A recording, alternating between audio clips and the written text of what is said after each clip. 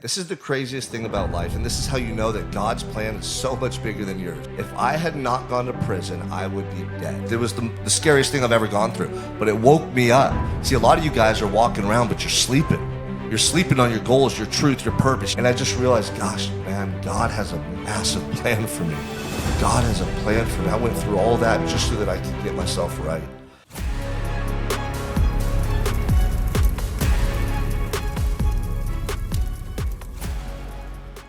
Welcome back to another episode of the Unstoppable Mindset Podcast. I'm your host, Sean Crane, and I got some breaking news for you guys. I got some breaking news pertaining to my incarceration and my time in prison. My entire case could have been exonerated. My name could have been cleared. I could have actually walked out of that jail a free man, never gone to prison, not serving 5.5 years, not having my picture on the front page of the news press, not having my name smutted up, not having people think that my life was over, not being put in that horrible environment. But you know what? I wouldn't be here today. This is the craziest thing about life, and this is how you know that God's plan is so much bigger than yours. If I had not gone to prison, I would be dead. I wouldn't have my family. I wouldn't be here talking to you guys. I definitely wouldn't have sobriety. I would have nothing. I wouldn't have the inner peace in my heart that I have. I wouldn't be as driven and motivated as I am. I wouldn't even be here. If I was lucky enough to be alive at this point, I would be a deadbeat. I'd be addicted to drugs and alcohol. I'd have so much suppressed pain and trauma that I hadn't dealt with, and I don't even know who I would have become. I don't even want to ever think of that or envision what it would have been like to meet that version of me by now. But I know that I would have been dead, and I know God spared my life. But how crazy is this? So I never really shared this publicly, but about 2 years ago, the individual who committed the crimes that I went to prison for, he was actually in prison too. And he got out and he sent me a message on Facebook Messenger. And he said, hey man, just got out of prison. I'm not supposed to be talking to you, but I want you to know that I'm going to go down to the police department and tell them that you were innocent of the crime that you went to prison for. He goes, I know you already did the time, but at the very least, maybe they could, exonerate your name and you can get your name cleared from that stuff, right? Because if you don't know, I went to prison for 5.5 years stemming from an assault with a deadly weapon in 2011, from a party at a fight where guys brought knives to a fist fight. And I was there watching it, and I got brought into this melee, and it looked horrible. I had blood all over my shirt. I was seen wrestling around with guys that were stabbed, and everyone at the party told the cops that they saw me fighting with a guy that almost died. So the cops came looking for me, and the next day with AR-15s arrested me, booked me into the county jail for attempted murder, and for 8 months, I fought my case, ended up being sentenced to 7 years in prison, and I ended up doing 5.5. That time in prison changed my life drastically. It helped me to get sober, helped me to get clear on my goals, my true purpose, commit to a path of excellence, and I used every day in prison to rebuild my life. I didn't miss a day. I did not miss one day. And I'm here today because of the choices I made going through those circumstances. It was the scariest thing I've ever gone through, but it woke me up. See, a lot of you guys are walking around, but you're sleeping. You're sleeping on your goals, your truth, your purpose. You don't feel it. You're just going through the motions. That was me for many years, but going to prison and thinking my life was over woke me up, okay? Now, when I got out, I started rebuilding my life, and I just put everything behind me. And my mindset was that I'm going to show the world who I truly am. I'm going to show people in my community, people on social media, my family, my friends, everybody, my true self through my daily actions. That was all I cared about, and that's all I focused on. So then about 2 years ago, I'd already been out 3, 4 years, 5 years at this point. I get a message from the individual who committed the crimes I went to prison for. And he said, hey, I'm going to go down to the police station and I'm going to tell them that I did it and that you were innocent. So he did that. He went down, spoke to a police officer. They put him in a police car while they were talking to him, said that they had the audio recording of him confessing, committing the crimes that I was accused of and sentenced to prison for. And I actually spoke through Facebook Messenger to the police officer that interviewed him. But he got spooked. Once I started asking him questions about the situation and if he was going to bring the information to the DA and if he could kind of speak up on my behalf, he told me that he was actually going to quit the police department. He had been burnt out on being a police officer and going to the fire department. And shortly after that, he blocked me on Facebook Messenger. And his last message was that, man, I don't want to get involved in this. I'm moving on in my life. Like, you guys handle that. And so at that point, I was pretty discouraged. I went down to the police station in Santa Barbara, and what I was told is the district attorney didn't want to reopen the case because, there wasn't enough evidence.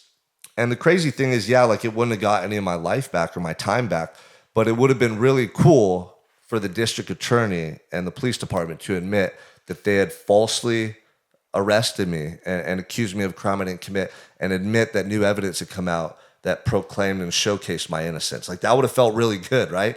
But they're not in the business of admitting when they make mistakes unless there's so much tangible evidence. I'm talking about like DNA evidence, eyewitness testimony. Like there has to be an overwhelming amount of evidence for them to go back and overturn a conviction. And something else recently happened too. I met an individual and she told me her boyfriend knew who I was.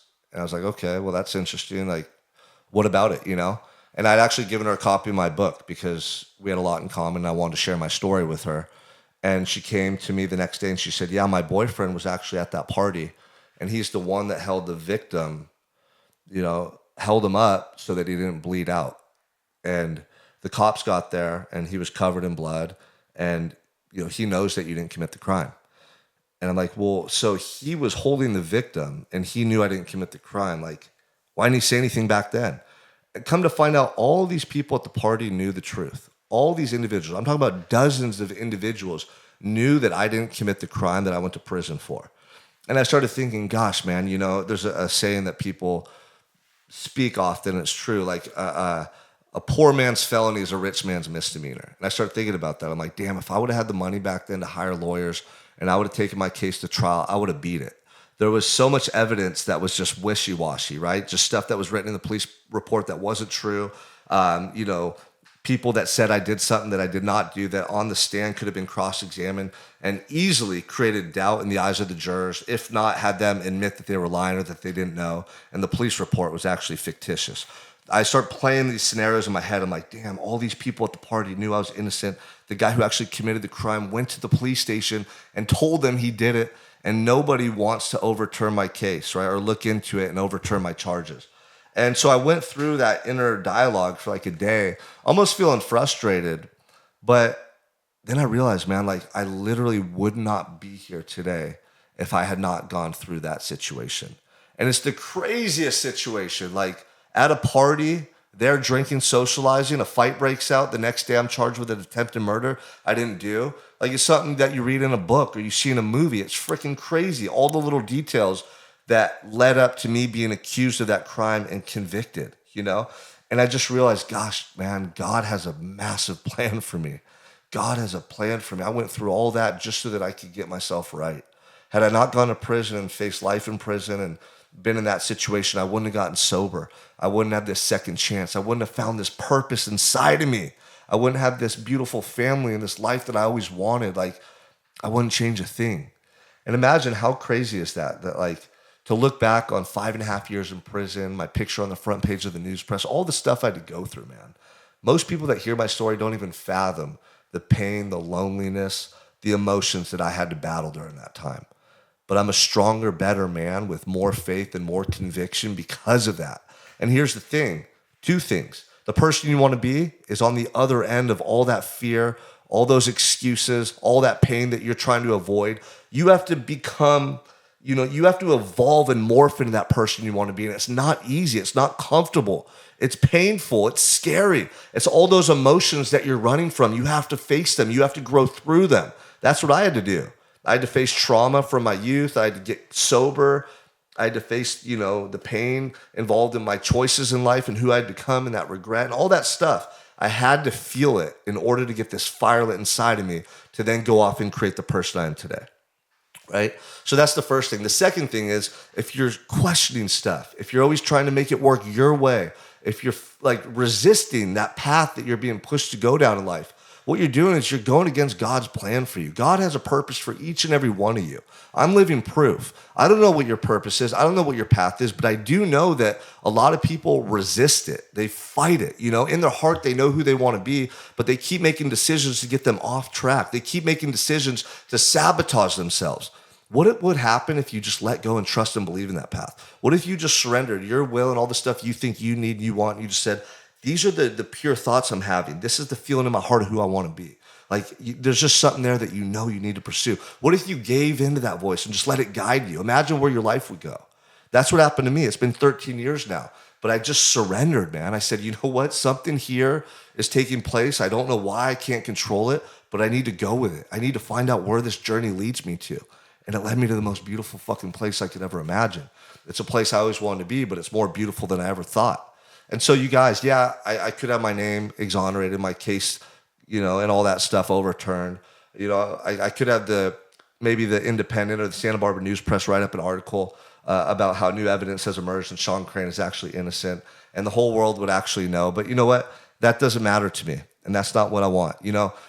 What matters to me is that I'm living out God's purpose for my life, and I'm being a good human being. And I'm here to take care of my family, and I'm being the best leader for my children. I'm being the best husband for my wife. I'm being a leader here on social media, sharing the truth through content, through my example each and every day. I'm helping men to take control of their lives, to get sober, to eradicate those demons up here, to be better men for their families. There's a massive ripple effect taking place. And so I wouldn't change a thing. I would not change a thing. And it's crazy to get to a position where you can go through so much bad, but then look back and go, I wouldn't change it. And some of you are in the midst of that right now and you don't realize it. You went through a breakup, you're struggling with sobriety, you're trying to find your path. You'll look back one day on these moments that felt like they were meaningless or that they were despairing or they were working against you, and you'll realize this is a part of a bigger picture, a bigger plan that God has in store for you. If you have that mindset, if you know that God is guiding you on a path, that you always tell yourself, this is part of God's plan, this is part of God's plan, and you do your best each and every day, best attitude, best effort. You don't cut corners, you don't make excuses, you do your part. I promise you're going to create an exceptional life for yourself, just like I've been able to.